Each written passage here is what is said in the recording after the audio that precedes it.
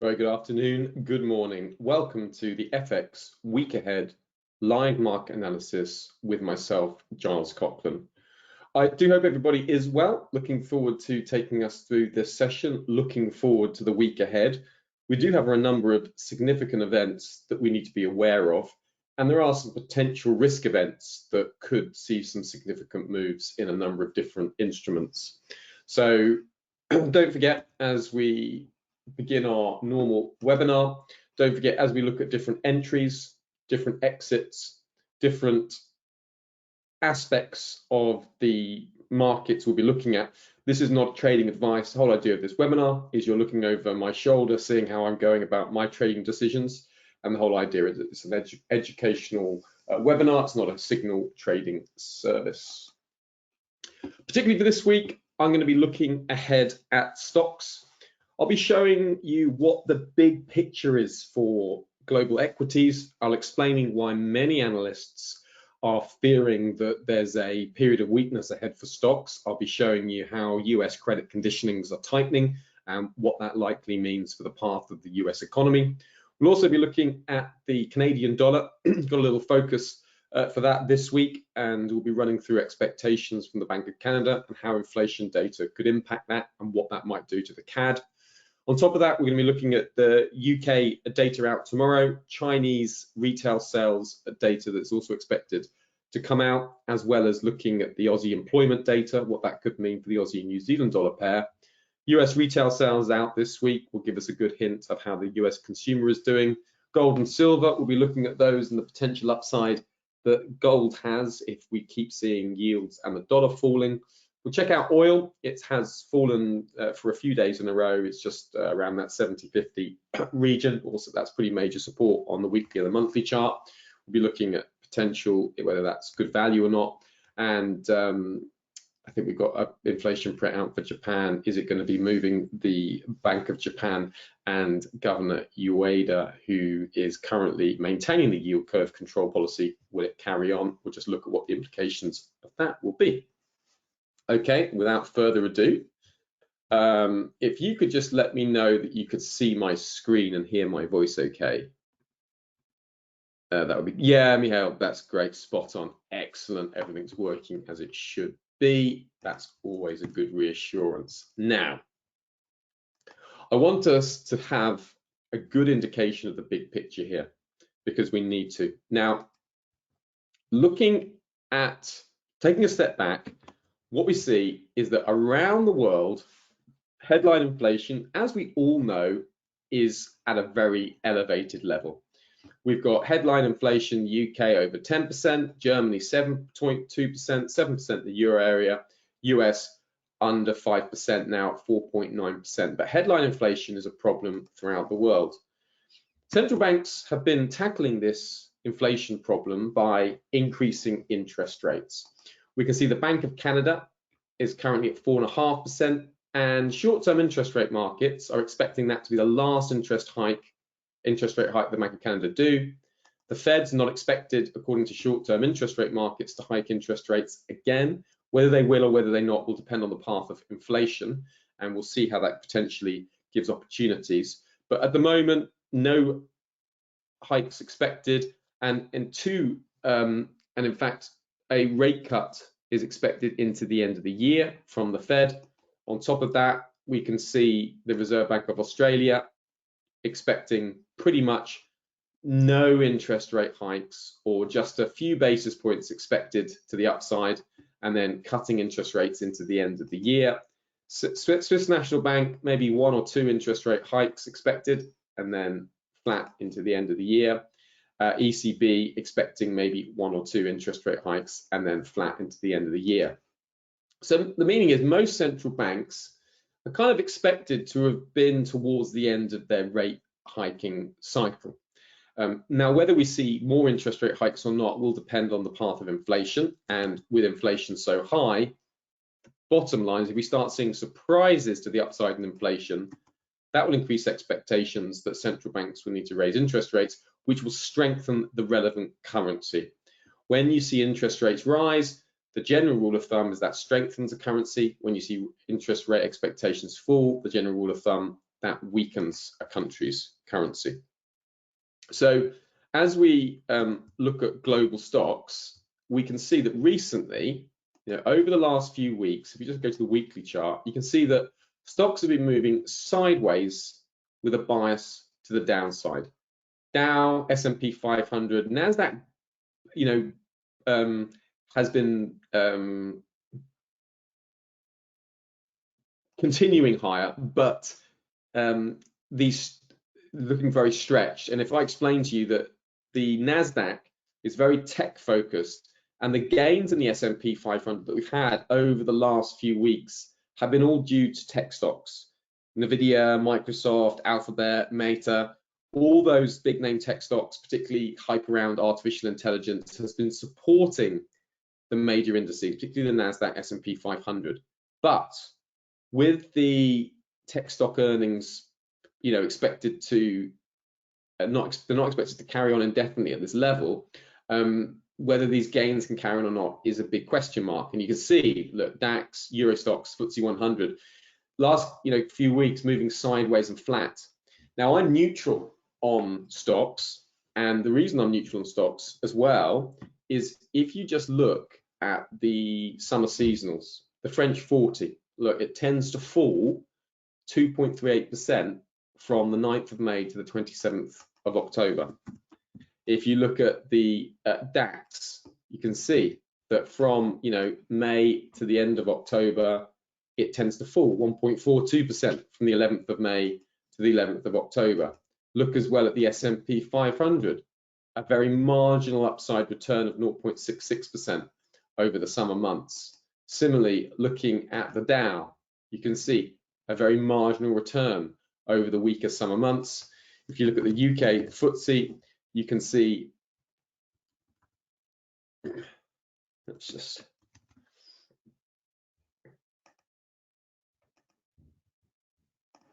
me just get the FTSE. There we go. You'll see that over those weak summer months, you tend to see flat to negative moves. And in the FTSE 100, that over the last 25 years, it's tend to fall 2.59%. Okay, so stocks tend to have a pretty weak period, particularly in this summer period. As you just extend it out, look at the DAX over the 25 years, they tend to be negative. 5.69% over the last 25 years. So what that means is investors are very nervous about buying equity markets, particularly when you consider these facts. If you look on the small and large medium firms, you can see that as credit conditions tighten, unemployment tends to rise. So when credit gets more scarce, unemployment rises. Now, these credit conditions, it reflects the willingness of banks to lend to small, large, and medium firms in the US. When these credit conditions increase, it means they're tougher, they're more difficult for small and large banks and firms to borrow money. And if they can't borrow money, then it means that they can employ less people is the bottom line. So tighter credit conditions, unemployment rises. And you can see here, the concern obviously is that if credit conditions tighten excessively, then, unemployment will rise, and that's a big negative for the US economy. And remember, the majority of wages, the majority of earnings from the US economy is boosting the whole US. It's a service-driven economy, and the US consumer can't spend if it's unemployed. So it's a very good indicator of tough US economic conditions. So these credit conditions, as I was saying, tougher times are ahead. And this is why, Warren Buffett, for instance, has been, selling a lot of stocks this year, just seeing the credit conditions are getting tougher and tougher and tougher, time to move into cash. So what that means is be very careful of medium-term, longer-term equity positions at this stage. We've got some more earnings out this week, a whole wave of earnings, and investors are going to be looking at things like, how do they see future earnings? You can see the S&P 500 that for the second quarter of this year you can see markets are expecting another significant drop in earnings estimates. So US companies are expected to continue to fall, and they're expected to fall into the third quarter as well, and only start picking up towards the end of the year. So at the moment, we're sort of heading in towards sort of the worst of the growth expectations. So what that means is have to be very careful around medium-term equity positions. And if the central banks around the world have to keep hiking interest rates to contain inflation, then that's the concern, isn't it? That they will make conditions even tighter, and that will result in even more downside, and economic conditions get even worse. Right. Current sentiment today, just want to cover sentiment today, is much more negative towards risk. We've had a little bit of a turn in sentiment. Equity markets are moving higher. They're moving lower at the moment. You can just see there's a bit of a pullback in stocks. And what's going on here is we've just had these sort of fairly negative comments from Fed's Bostich. He says, does not see inflation coming down quickly. Fed won't be looking at cuts until well into 2024, may have to go up on rates. So what Bostich is saying, he's saying those short-term interest rate markets that are seeing rate cuts into the end of this year, he says, no, we're not expecting, look what he says, we're not expecting rate cuts until well into 2024. So he's contradicting that short-term interest rate market pricing. So that's what Bostich is doing. That means tighter conditions, and that means less positive conditions for stocks. So that's why we've seen stocks start to fall just a little bit in today's session on that comments by Bostich. And you can see, look, the selling has accelerated in from that time. Now that's just sort of, short-term sentiment, but medium-term, I've given you my outlook. For the calendar, let's look at the major events that we have. There are some potential events that are really worth looking at. So not much going on today. We've got Barkin speaking later, Kashkari due to speak in about half an hour, and Fed's Cook. So watch out for Fed speakers to impact. The more aggressive they are about rates, the worse that is for equity markets. If the more dovish they are, the more supportive that is for the S&P 500. So dovish Fed speakers, you'd expect the S&P 500 to gain. Hawkish Fed speak, you'd expect the S&P 500 to fall. We've got a lot of Chinese data coming out overnight, and look at the retail sales. Expected to bounce 20.1%, industrial production up 10.1%. Now, the problem with these figures is they were comparing an extraordinary time period in China last year when Shanghai was locked down because of spreading COVID cases, and there was restrictions on movement, and people couldn't really move around. So that means that this year-on-year data is usually very, very helpful. But in this instance, it's less helpful because the year-on-year comparisons are comparing an unusual time. That investors may focus more on the month-on-month change, okay, rather than the year-on-year change. So when that data comes out, obviously if it comes in, above 25%, and the industrial production is above 15%, then there should be some upside for risk. What you look for here is if there's really strong Chinese data, you'd expect that to boost oil prices and boost risk sentiment. So if this comes in better than expected, but the warning is this, don't just look at the year-on-year data, look on the month-on-month data. How is the Chinese economy doing month by month, right? Then we've got some pretty decent data out for the UK. We've got employment average earnings. Now, this is going to be a good indication of what the Bank of England need to do. Interest rate expectations have been rising since high inflation has been really biting in the UK. Headline inflation, look, in the G20, it's only Turkey and Argentina, right, that have got worse inflation. So Argentinian inflation is ridiculous, 43%, 109%. Turkey inflation is 40%. Then it's the UK next in the G20. So those very high inflation expectations is what's made investors expecting a more aggressive Bank of England. They're now expected to hike again in June's meeting, 76% chance of another 25 basis point rate hike to contain inflation. So remember the Phillips curve, and what that means, the Phillips curve, is that when you have high unemployment, that means that inflation expectations will expect to fall. So if this comes in high, above like 3.9%, then that will be deflationary, and you'd expect the pound to fall. If unemployment comes in very low, below 3.6%, that will be inflationary, because when people are in work, they tend to be able to demand higher wages because there's less supply in the labor force, so companies have to offer higher wages to attract new employers. So low unemployment is inflationary, high unemployment is deflationary. So if this comes in, like if the unemployment rate comes in 3.6%, average earnings comes in above 6.9, and including the bonus comes in 5.9, that will be inflationary, and you expect the pound to gain, and I'd look for something like euro pound downside. Okay, that's what I'd expect. Euro pound downside as a snap reaction.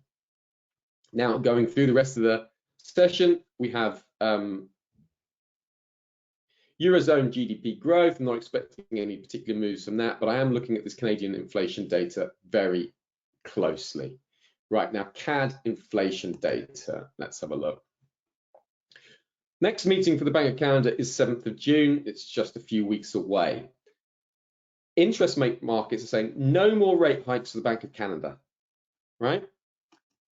So Canadian inflation data, headline 4.1% is expected, core is 3.8% expected.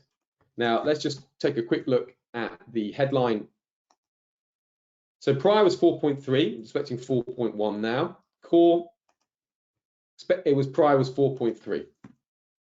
So what that means is inflation is expected to fall. Right, so if you see the year-on-year data coming in above 4.3 and the month-on-month, and so if you see the headline coming in above 4.3, the trim mean above 4.3, and the core coming in 4.3, I'd expect CAD strength. So I would expect the CAD to gain value against any weak currency on the day. So what I'd like to do, I just look at what the weakest and the strongest currency is for the day. And you can see at the moment, strongest Aussie, weakest is the dollar for the day. So I just look at this tomorrow, and if I get a very high inflation print, then I'd be looking for buying the CAD against a weaker currency. That's what I would personally be doing. And if you see this CAD data coming very, very weak, then I wouldn't expect to trade, because short-term interest rate markets see 95% chance of the Bank of Canada not changing. So if it's a miss in the inflation data, then that for me would be no trade. I'm only interested if inflation is higher, stickier, more difficult. I expect the CAD to gain, because short-term interest rate markets will suddenly say, oh, we maybe need to be more aggressive. More aggressive interest rate expectations tends to support the underlying instrument, which in this case is the Canadian dollar. Also got US retail sales coming out later at the same time. So with US retail sales, if this is a huge miss, you'd probably expect the dollar to fall. So if that's a big beat, US dollar CAD downside would be quite nice.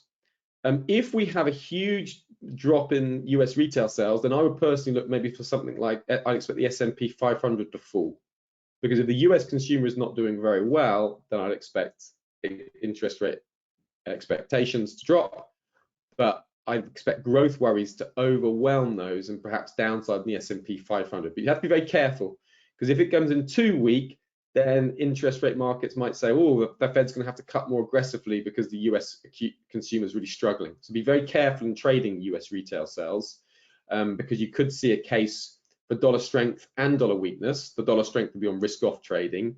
You'd also see a case for S&P 500 falls and gains. Falls on slowing US economic growth prospects and fears of a recession, but gains if the Federal Reserve is expected to be less aggressive and be willing to cut interest rates. So watch out for that. The Canadian data is much more simple. Got Fed speakers coming in. We know what to look at for those. And industrial manufacturing production, we know what to look for those, although I have to say manufacturing in the US has been pretty weak. And if you look at something like, manufacturing data in the US, let's just find the data.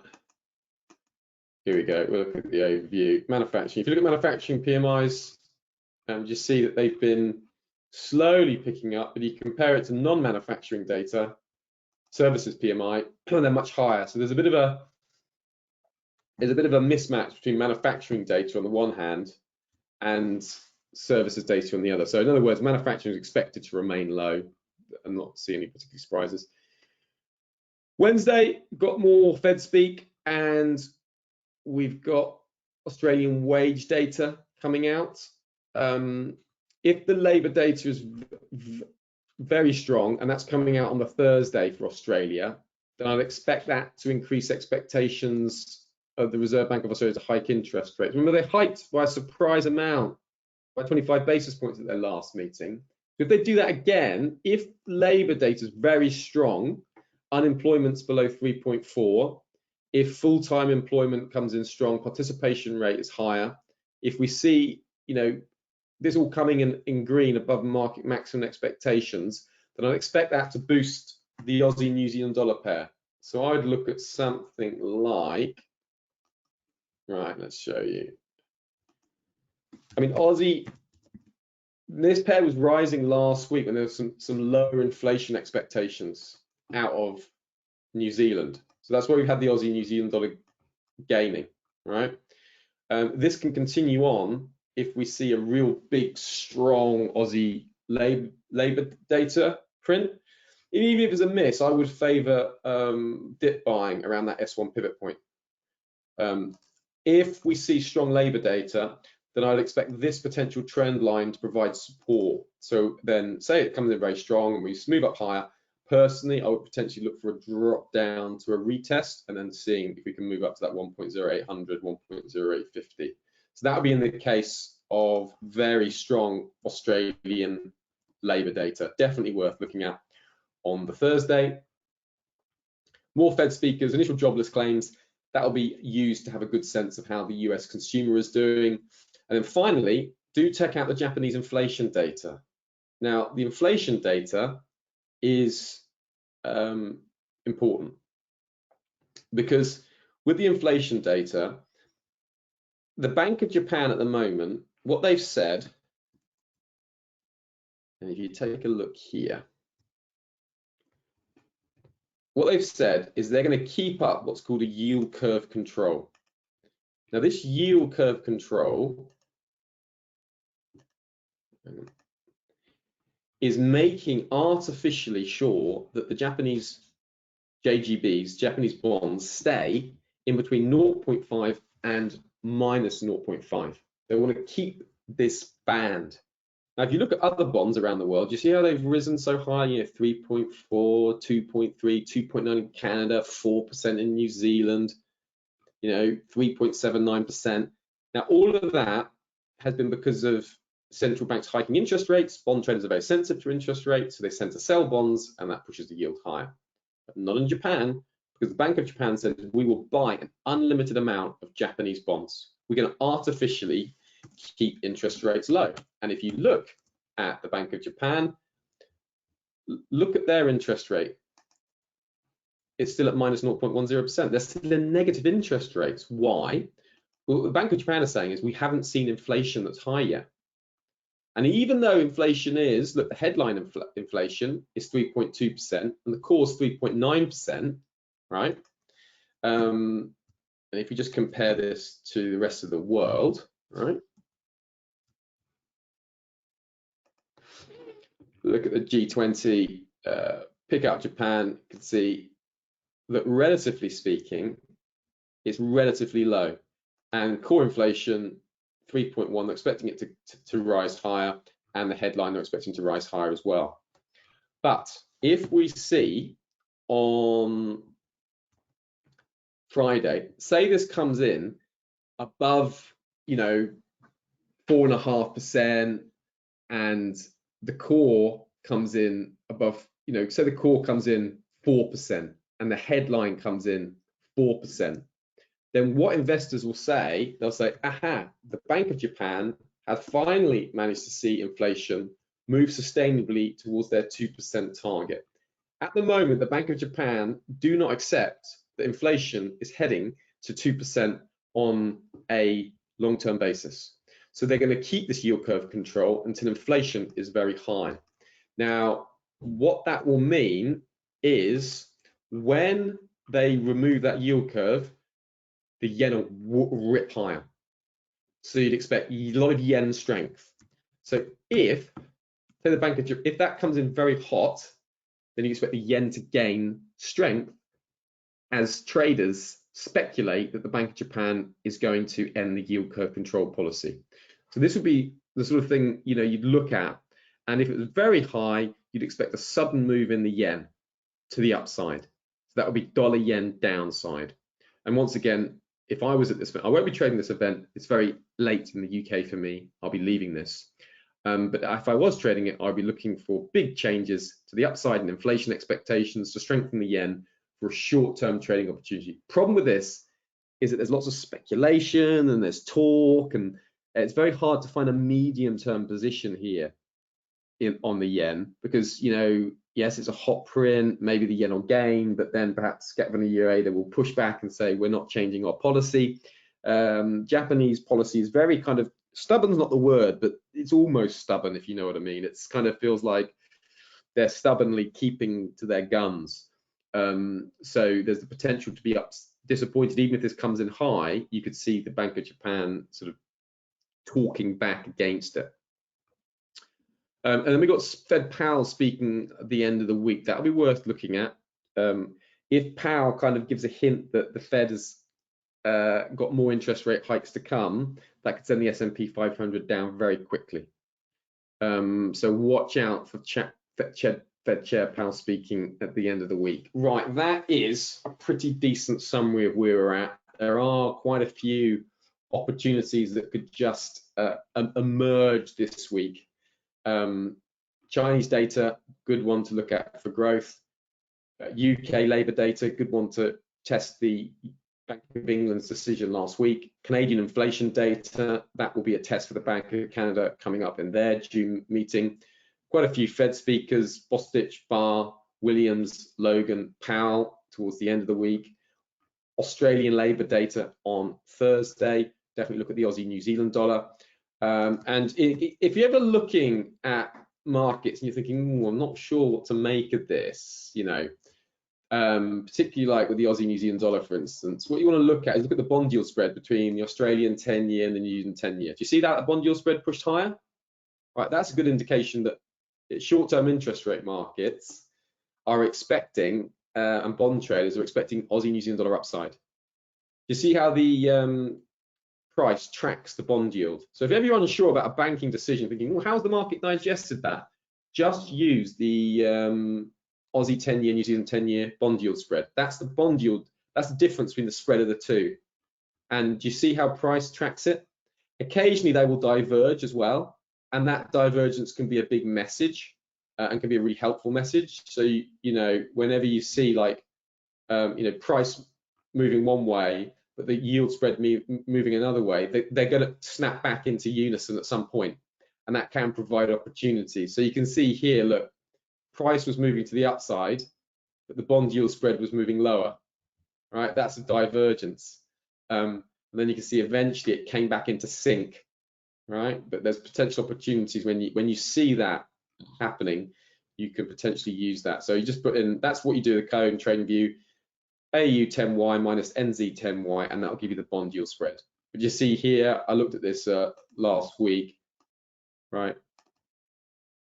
See that the bond yield spread broke out of that near-term trend line. So it was a good indication that there was more upside from last week when that revised New Zealand inflation expectations, it was revised lower. So the RBNZ was expected to be less aggressive. Folks, that is all for now. If there's any questions, please do let me know. Otherwise, don't forget, I will be back on Wednesday and I'll give a more detailed trade plan, which I'm looking at for the Australian labour data. And we could also go over that Japanese Bank of Japan decision as well. for those of you, if anyone wanted it. Otherwise, folks, take care and have a very good trading week. Thanks everyone now. Goodbye.